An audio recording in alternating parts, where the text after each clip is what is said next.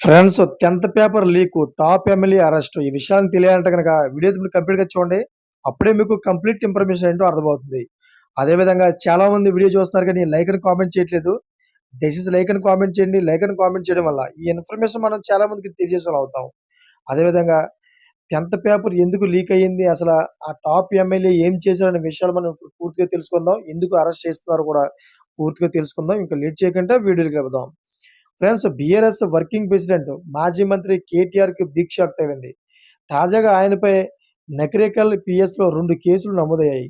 నకిరేకల్ పట్టణంలో 10వ తరగతి తెలుగు పరీక్ష ప్రశ్నపత్రం లీక్ అయిందంటూ సోషల్ మీడియాలో తప్పుడు ప్రచారం చేశారంటూ కేటీఆర్‌పై మున్సిపల్ చైర్పర్సన్ చేగోని రజిత కాంగ్రెస్ నేతలు ఫిర్యాదు చేశారు.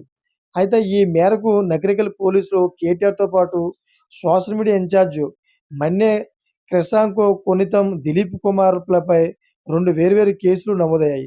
అయితే పేపర్ లీక్ అయిందంటూ వెబ్‌సైట్‌లో వచ్చిన వార్తలను వాస్తవాలు తెలుసుకోకుండా KTR social media platform Twitter ఖాతాలో షేర్ చేసి ఆ తర్వాత ఫిర్యాదు తెలిపారు.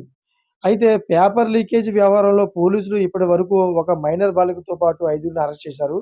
మరో 6గురు పరారీలో ఉన్నారని పోలీసులు వెల్లడించారు. చూసారా ఫ్రెండ్స్, ఈ విధంగా అయితే కేటీఆర్ పేపర్ లీక్ అవ్వకుండా చేశాడని చెప్పేసి ప్రచారం చేశాడని అతని మీద అయితే కేసు నమోదు చేయడం జరిగింది. Thanks for watching friends.